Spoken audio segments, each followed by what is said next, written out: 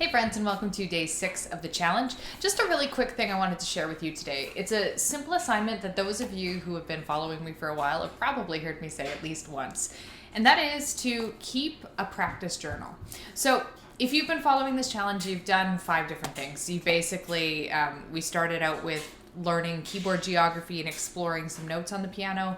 Then we took a look at notation. We did a bit of notation inversion. We talked a little bit about rhythm. Then we got creative and talked about how to just kind of improvise your own little pattern.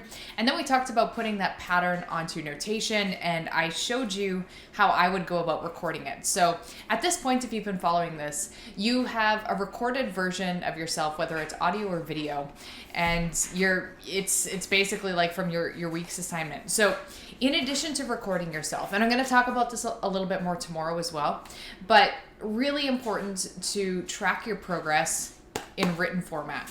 So there's a variety of ways you could do this. I know that there's some people who have taught before who keep spreadsheets on their computer to track their progress, and that works for some people. I really like physical tools, so I like a notebook that I can actually write in.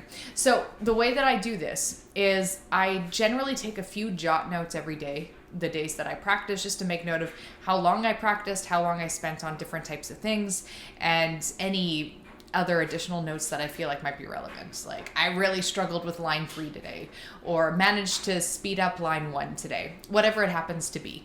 And then at the end of the week, it's useful to do a weekly review. So you basically take a look at everything that happened. You think, okay, in this week, I practiced this much on this piece. If you finished a piece, you can do a tally and say, okay, this piece took me 4 hours to learn.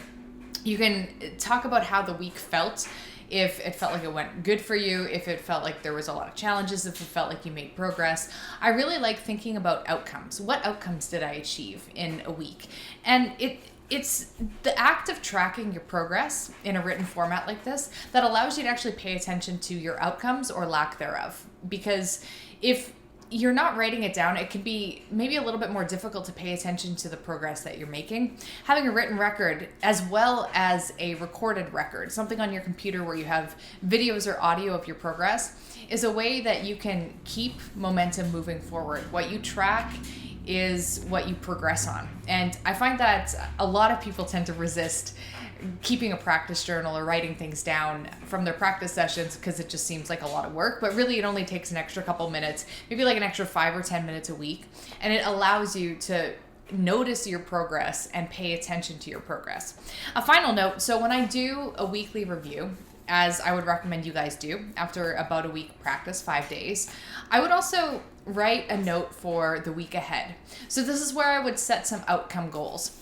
Maybe I would say there's a piece that I've been working on that I really want to finish. That would be an outcome goal. So by the end of next week, I want to finish this piece.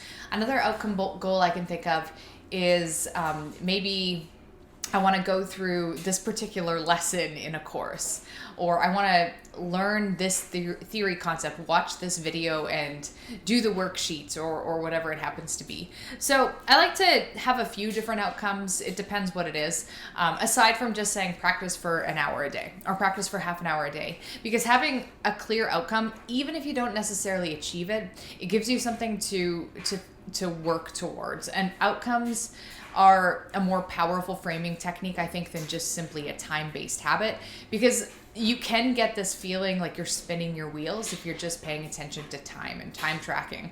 But if you actually time track and combine that with paying attention to outcomes and what you want to accomplish in the week ahead and looking back at the past week to see what you accomplished or not, it just helps keep you a little bit more laser focused on your journey to make sure you are continually progressing and not getting that feeling of stuckness, because it's that feeling of stuckness that is the precursor to someone quitting the piano because they get frustrated and they give up.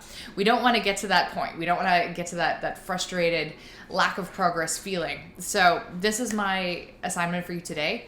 Grab a notebook, doesn't have to be a fancy notebook, and write down what you've worked on this week. Make a few notes for what you would like to accomplish next week, and stay in the habit of it. All right, guys, I'll catch up with you tomorrow.